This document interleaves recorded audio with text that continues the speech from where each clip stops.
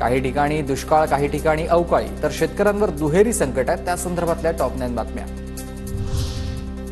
धाराशिवमधल्या युवती गावामध्ये वादळी वाऱ्यामुळे 2 एकरातील केळी पिकांचं नुकसान. पिकांना टँकरनं पाणी पुरवठा, मात्र वादळी वाऱ्यामुळे पिकं झाली आडवी. 10 ते 15 लाखांचं नुकसान. पश्चिम विदर्भात अवकाळी गारपिटीमुळे 5 जिल्ह्यात 243 कोटी 40 लाखांचं नुकसान. संत्रा, केळी, फळपिकांना मोठा फटका बसला. महसूल प्रशासनाकडून नुकसानीचा अंतिम अहवाल शासनाकडे सादर. लातूरच्या चाकूरमधील महाळनंगी गावात वादळी वाऱ्यामुळे नुकसान. झाडे रस्त्यावर पडल्यानं कोपरा ते आष्टा मूळ रस्ता पूर्णपणे ठप्प. अंगावर वीज पडल्यानं दोघांचा मृत्यू. सोलापुरातील अक्कलकोटमध्ये पशुधन वाचवण्यासाठी शेतकऱ्यांची धडपड. चारा उपलब्ध नसल्यानं वाढीव किमतीत चारा आणण्याची शेतकऱ्यांवर वेळ.